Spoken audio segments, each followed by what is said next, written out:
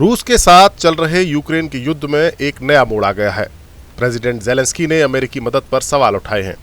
3 साल से ज्यादा वक्त से चल रहे इस खूनी संघर्ष में यूक्रेन की फौज ने बहादुरी से मुकाबला किया, लेकिन अब उसे पैसे की तंगी और हथियारों की कमी का सामना करना पड़ रहा है।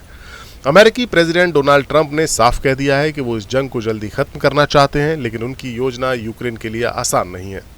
ज़ेलेंस्की को लगता है कि बिना अमेरिकी समर्थन के युद्ध लड़ना नामुमकिन हो जाएगा, क्योंकि यूरोपीय देशों की मदद भी इसकी पूरी तरह भरपाई नहीं कर सकती।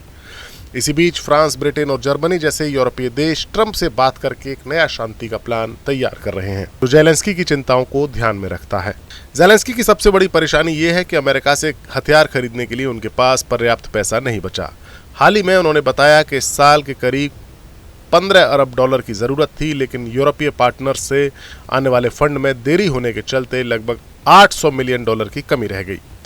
ज़ेलेंस्की ने लंदन में यूरोपीय नेताओं को बताया कि बिना तत्काल मदद के युद्ध का संतुलन बिगड़ सकता है, क्योंकि रूस अपनी इकोनॉमी पर लगी पाबंदियों के बावजूद मजबूती से खड़ा है।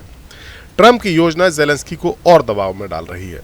ट्रंप ने एक 28 पॉइंट की शांति योजना पेश की थी, जिसमें यूक्रेन को अपने कुछ इलाके रूस को सौंपने पड़ सकते हैं। साथ ही नेटो में शामिल होने पर भी रोक लगाई जा सकती है। ट्रंप का कहना है कि रूस अपर हैंड रखता है इस युद्ध में और ज़ेलेंस्की को खेल में उतरना होगा, वरना अमेरिका पीछे हट जाएगा। उन्होंने यहां तक कहा कि ज़ेलेंस्की ने उनकी योजना को ठीक से पढ़ा तक नहीं, जबकि उनके सलाहकार इसे पसंद कर रहे हैं।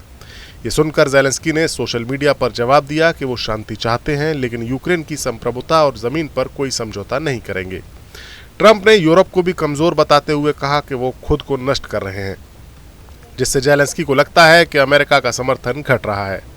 इसी बीच यूरोपीय नेता आगे बढ़ रहे हैं। फ्रांस के प्रेसिडेंट मैक्रो, ब्रिटेन के प्रधानमंत्री कीर स्टारमर और जर्मनी के चांसलर फ्रेडरिक मर्ज ने ट्रंप से फोन पर बात की है और एक संशोधित 20 पॉइंट की योजना पर सहमति बनाई है।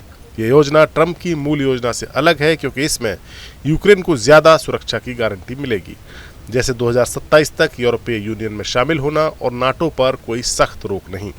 मैक्रो ने कहा है कि यूक्रेन को अपनी जमीन और फैसले का पूरा हक है, जबकि स्टारमर ने वादा किया है कि यूरोप यूक्रेन का साथ नहीं छोड़ेगा। बुधवार को ये नेता ट्रंप से कड़ी बातें कर चुके हैं और गुरुवार को ज़ेलेंस्की के साथ वीडियो कॉन्फ्रेंस से बातचीत होगी। सोमवार को बर्लिन में आमने सामने की बैठक भी तय है, जहां ट्रंप को यूरोप आने का न्योता दिया गया है। Bureau report, news nation.